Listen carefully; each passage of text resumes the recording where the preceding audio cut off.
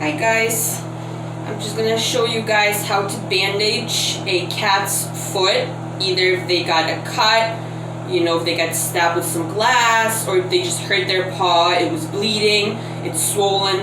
Obviously go to the vet, get some antibiotics if the foot is swollen, because that means it's infected.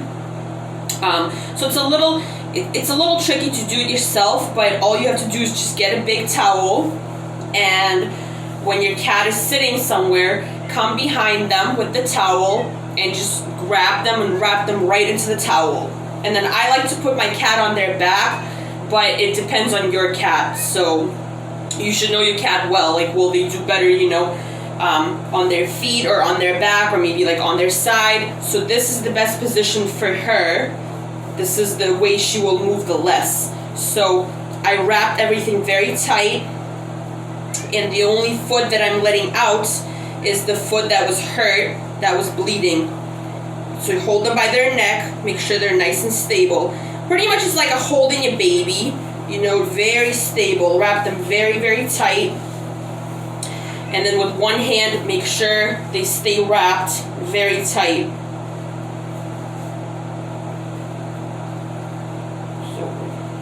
So we have the foot out.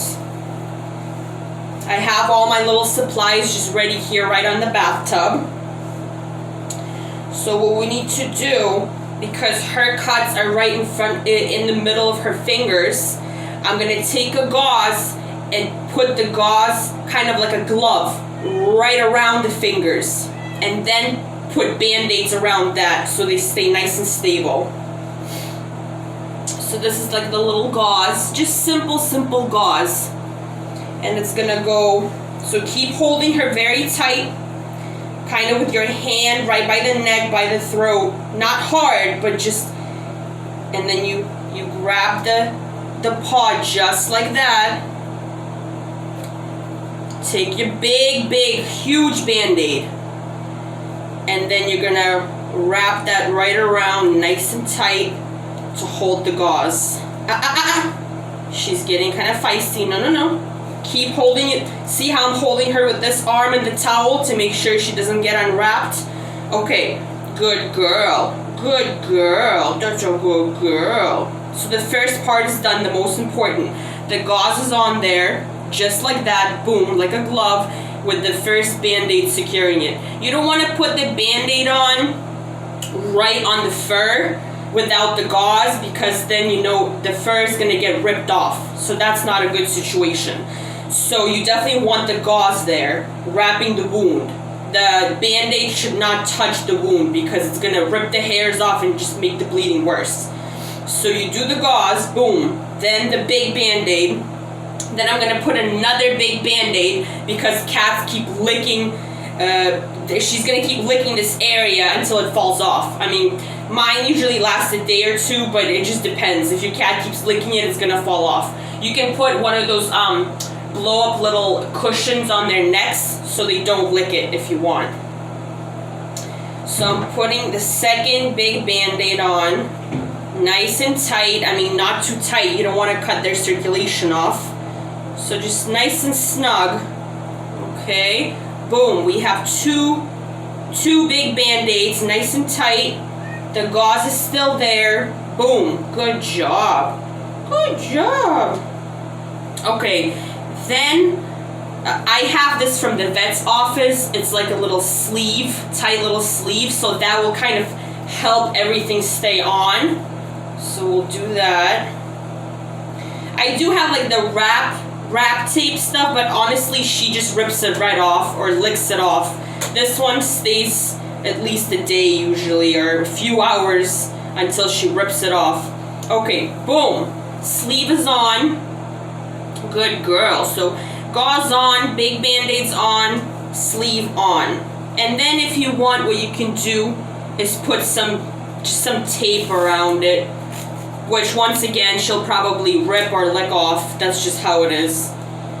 But might help for a little bit. Here we go. Good girl. What a good girl. And right now she's actually very relaxed. Every cat is obviously very different. Until I release the towel, then she'll just run away. But right now she's wrapped like really tight, so she's not really moving. Every cat is different. You can try different positions, side, you know, more on your chest. You just have to know your cat. This works the best for her, nice and snug. And the same thing, you know, if the back legs are hurt, you do the same thing. Release only one leg that was hurt. And all the other paws and legs should be inside. Only the hurt paw should be out. So boom, we're good to go. Beautiful. Yup. She's wrapped and ready to go. Hi, Bear. Say hi. You're so beautiful. Good girl. She cut her little paw, or maybe got bit. I don't know what happened. Say hi. Good girl. Okay, and that's it. She's all set, guys. Let me know if you have any questions. I've had a lot of cats, you know, and I'm learning every day. Every day I'm learning more strategies and, you know, trying to take care of them myself. But if, you know, I've taken care of it myself with just basic cuts. But if you see the paws swelling or bleeding, obviously there could be an infection, and that's very serious. So, you know, obviously, knock on wood, you don't want your cat to lose their paws or legs.